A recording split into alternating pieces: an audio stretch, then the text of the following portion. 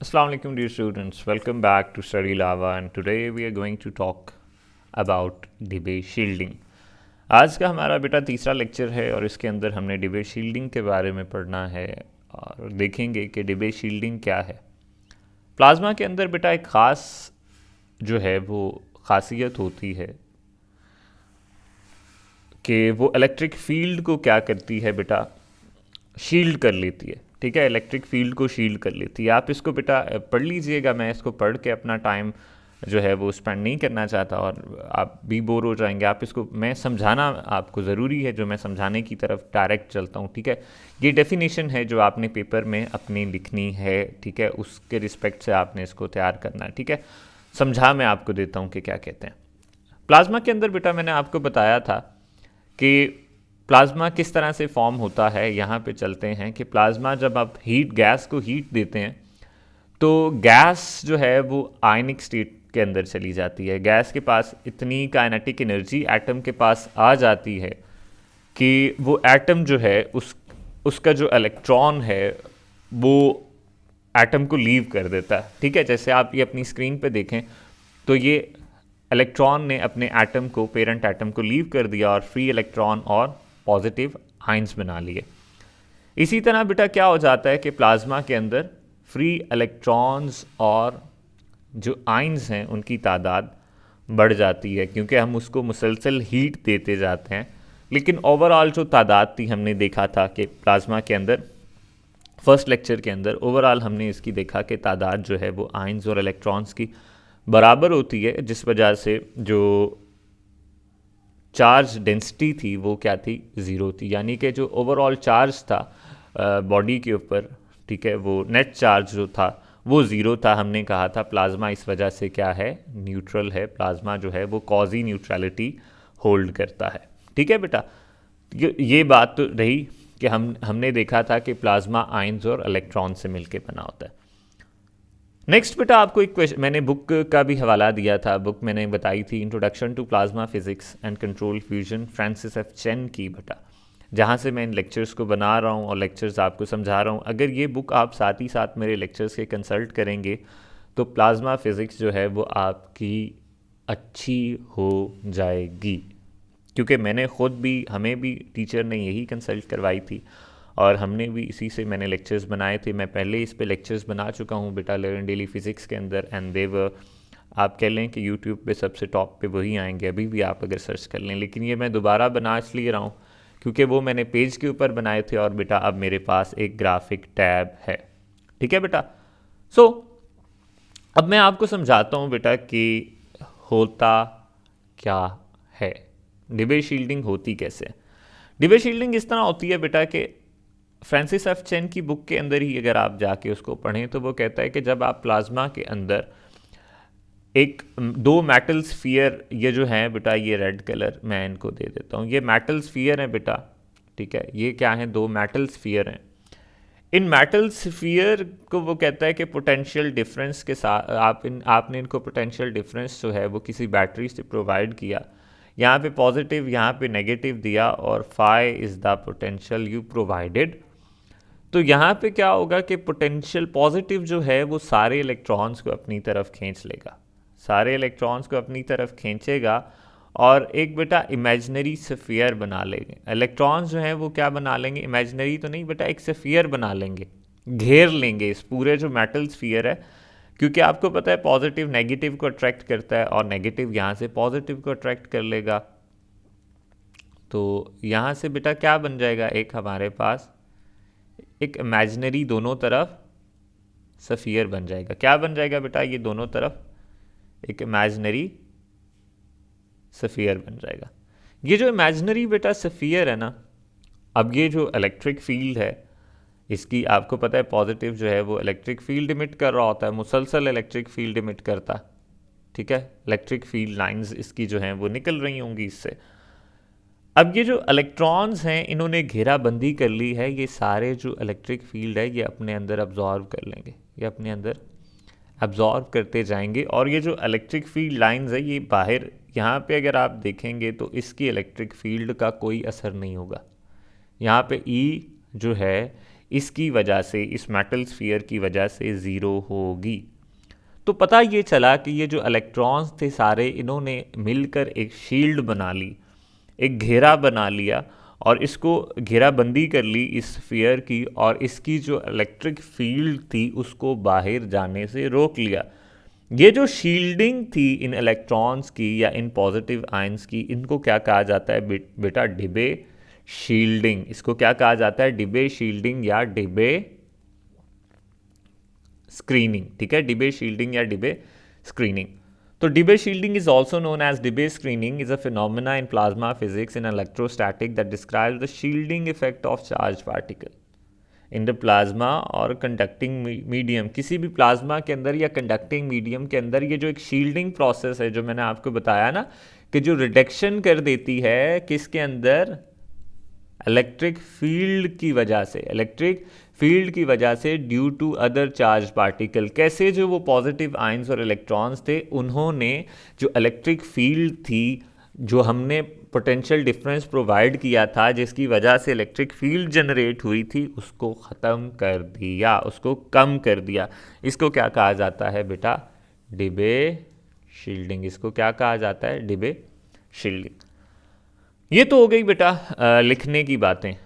ठीक है, अब आ जाती है इसके बाद डेफिनीशन। इसके बाद क्या आती है बेटा? डेफिनीशन। ओ, डेफिनीशन कहता हूँ बेटा डेरिवेशन, कि ये जो हमारे पास सफ़ियर बना है, इसका एक सफ़ियर की कोई ना कोई रेडियस होगा। वो रेडियस कितना है, उसकी लेंथ क्या है, और वो किस किस चीज़ पे डिपेंड करती है बेटा, ये हमने आज जो है डेरिवेशन के अंदर, इसकी डेरिवेशन में कैलकुलेट करना है अभी नेक्स्ट। ठीक है बेटा, सो चलते हैं डेरिवेशन की तरफ। और डेरिवेशन में डेरिवेशन से पहले एक और चीज़ बेटा, कि अगर तो यहाँ पे टेम्परेचर जो है बेटा वो 0 केल्विन है, आप कहते हैं कि टेम्परेचर जो है वो नहीं है, टेम्परेचर T नहीं है, 0 केल्विन है, तो फिर तो ये बॉडीज़ जो हैं वो, इनके इलेक्ट्रॉन्स जो हैं वो मूव नहीं करेंगे, शील्डिंग परफेक्ट होगी। शील्डिंग क्या होगी बेटा?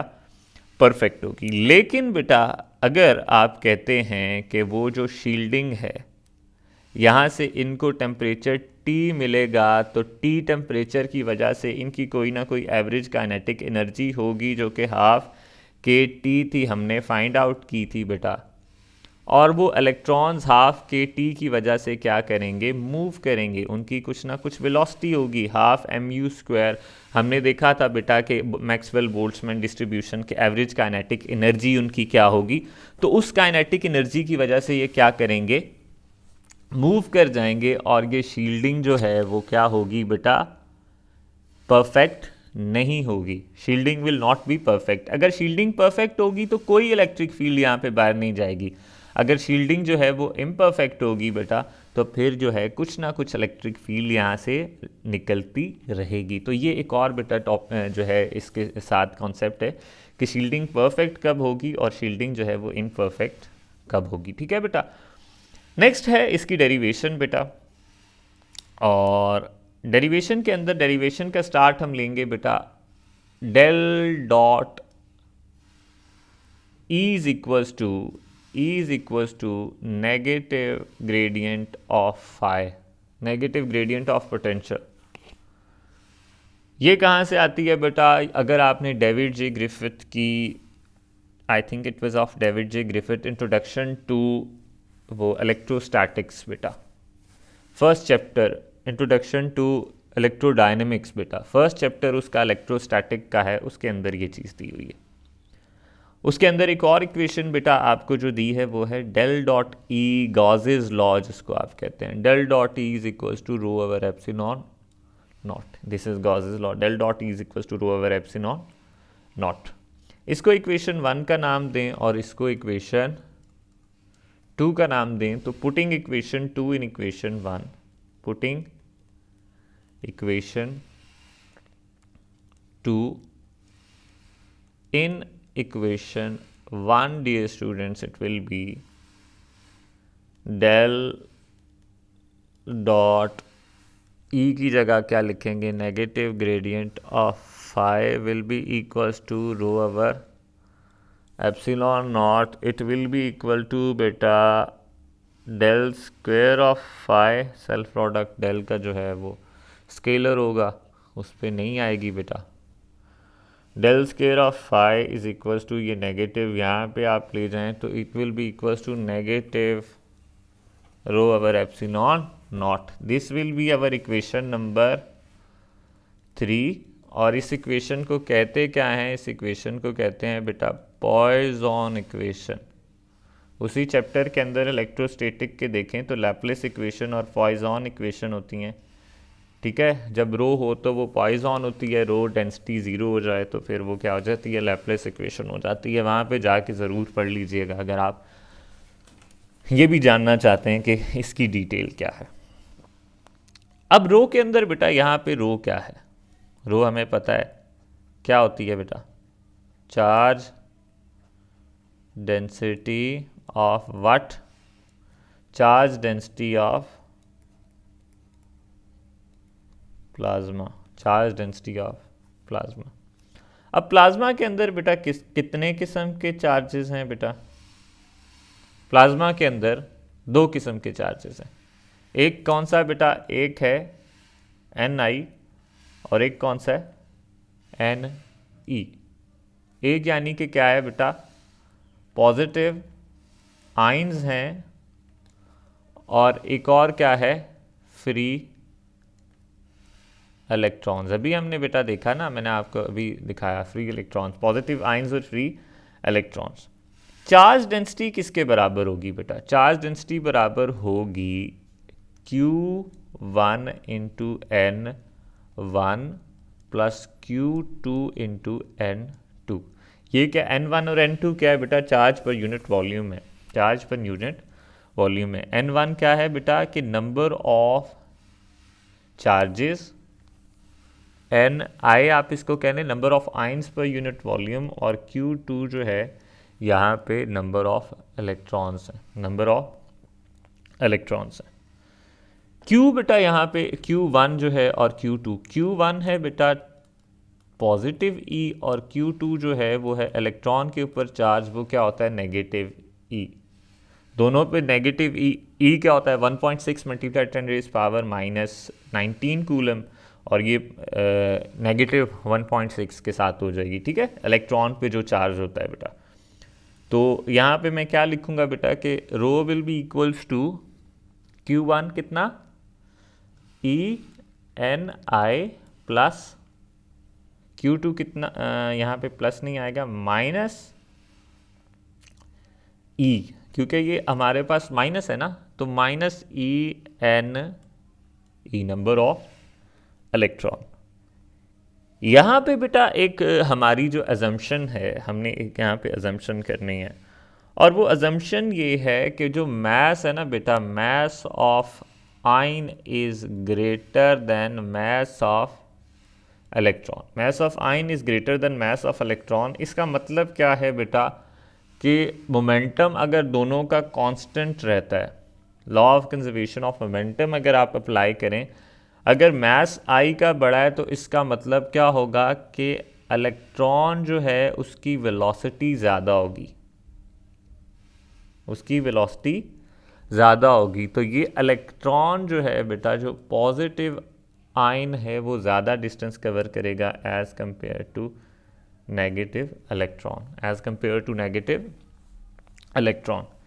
इस वजह से हम कहेंगे कि ये जो बेटा ओहो, ये नेगेटिव इलेक्ट्रॉन जो है ये ज़्यादा डिस्टेंस कवर करेगा पॉजिटिव आयन की निस्बत से, क्योंकि पॉजिटिव आयन भारी है बेटा। क्योंकि आपने देखा हो ना कि जो भारी इंसान होता है, वो बड़ी गाड़ी जो है वो लेस स्पीड के साथ आती है, जो आहिस्ता गाड़ी होती है, छोटी गाड़ी होती है, वो तेज़ स्पीड के साथ। ये बेटा वो गन और बुलेट वाला ये momentum, law of conservation of momentum यहाँ पे अप्लाई होता है, ठीक है। तो सॉरी बेटा, बाहर जो है वो घास काट रहे हैं, आई थिंक उसका शोर भी आ रहा होगा, ठीक है, तो लॉन के अंदर, तो इस वजह से थोड़ा सा बर्दाश्त कीजिएगा। अच्छा, मैं कहा था बेटा, जो आयन का जो आयन है वो रिलेटिवली स्लो होगा। हम कहेंगे आयन जो है वो एट रेस्ट पे है as compared to electron. Ion जो क्या है वो रेस्ट पे है। जैसे एक बूढ़ा इंसान होता है ना बेटा, वो अगर किसी बच्चे की रिस्पेक्ट से आप देखें तो बच्चे ने दौड़ लगाई होती है, बच्चा भाग रहा होता है और एक बूढ़ा इंसान जो होता है वो बहुत आहिस्ता आहिस्ता चलता है, तो हम कह सकते हैं कि जो बूढ़ा इंसान है वो बच्चे की रिस्पेक्ट से बहुत स्लो है, रिलेटिवली रेस्ट पे है, जैसे वो चल ही नहीं रहा, चल रहा है लेकिन बहुत स्लो चल रहा है। ठीक है बेटा, तो हम इस वजह से क्या कहेंगे कि जो आयन है वो रिलेटिवली एट रेस्ट पे है, तो हम कहेंगे कि जो डेंसिटी है, जो नंबर ऑफ आइंस हैं वो क्या है, मैक्सिमम नंबर ऑफ आइंस जो हैं वो n इन्फिनिटी है। वो जो मूव कर रहे हैं, जो एक बॉडी जहाँ पे पड़े हैं वहीं पे पड़े हैं और वो n इन्फिनिटी है।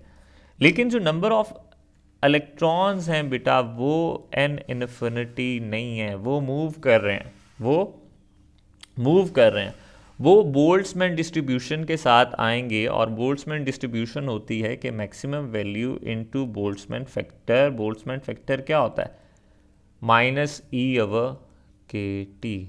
ये बोल्ट्जमैन, ये एक्सपोनेंशियल का ये जो फैक्टर है ये बोल्ट्जमैन फैक्टर है।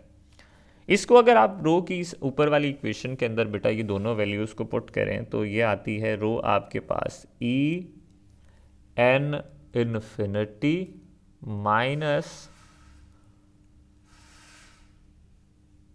ई माइनस ई की पावर के टी, ये एक्सपोनेंशियल वाली है बेटा, ठीक है, इनटू यहाँ पे एन इन्फिनिटी भी लिख देता हूँ मैं, इनटू ई चार्ज है बेटा, ये थोड़ा सा आगे पीछे लिख दिया मैंने। इसमें ये जो एन इन्फिनिटी और ई है बेटा ये कॉमन ले लें, माइनस के साथ आप कॉमन ले लें, माइनस ई एन इन्फिनिटी को कॉमन ले लें तो ये आएगा 1 ई, ये वाली पहले आ जाएगी टर्म, माइनस ई ओवर के टी और -1, ये रो की वैल्यू आ गई। ये क्या आ गई बेटा, रो की वैल्यू आ गई। यहाँ पे मैं इसको दोबारा से एक दफ़ा लिख दूँ, फिर next rho is equals to minus E, क्या है बेटा, ई एन इन्फिनिटी इंटू ई की पावर माइनस ई ओवर के टी -1, ये है। अच्छा बेटा ये आ गई। अब यहाँ पे हमारे पास हमें पता है बेटा कि एनर्जी हमारे पास किसके बराबर है, E is equals to negative five Q B. E is equals to Q B होता है ना, F is equals to Q E और फिर नेगेटिव ग्रेडियंट, तो वहाँ से एनर्जी जो है आपकी वो आती है -5 of potential different into charge, ठीक है, क्यू वी जो होता है बेटा वो वहाँ से आपकी ये ई की वैल्यू आएगी।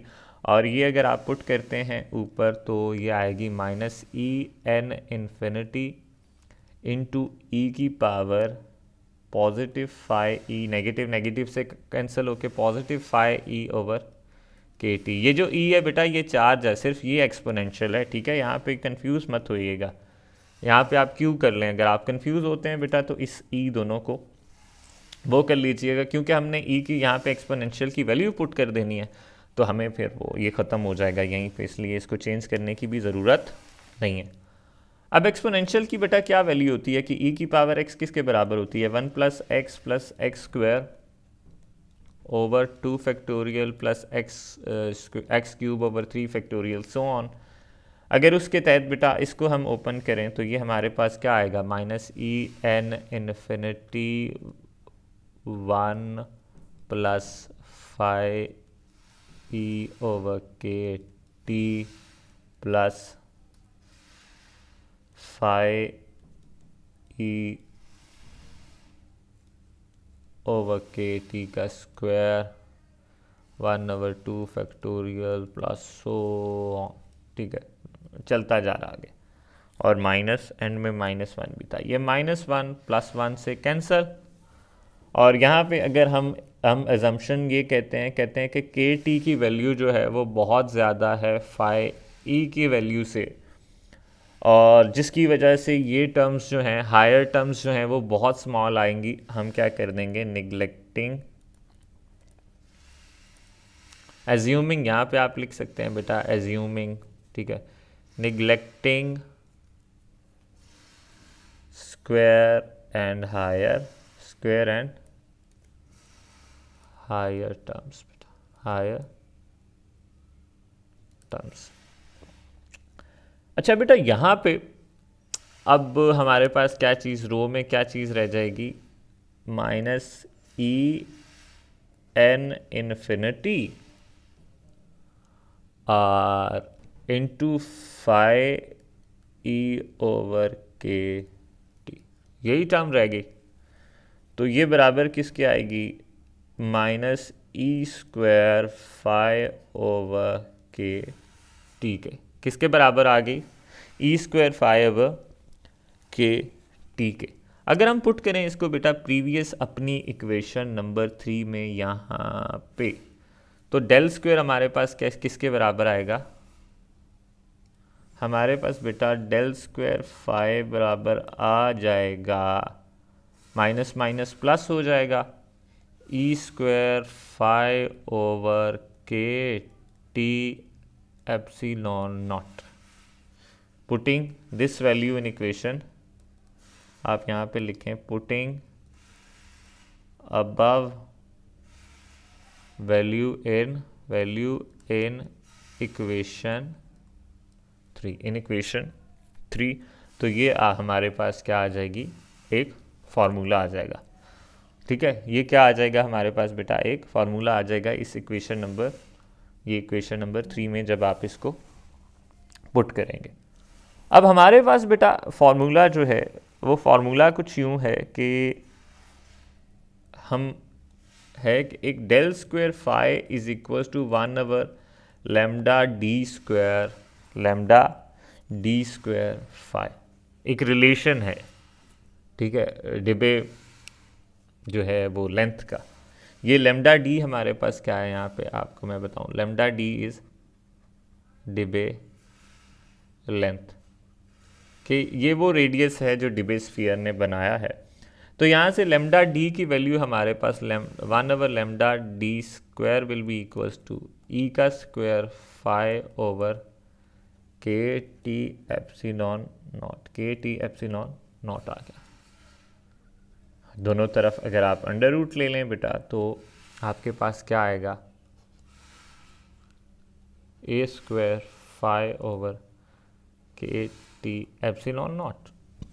तो लैम्डा डी की क्या वैल्यू आ जाएगी बेटा, अंडर रूट के T epsilon not over E square 5। ये हमारी क्या वैल्यू है बेटा, किस चीज़ की वैल्यू है, ये हमारी वैल्यू है डिबे लेंथ की। ये किसकी वैल्यू है बेटा, डिबे लेंथ की।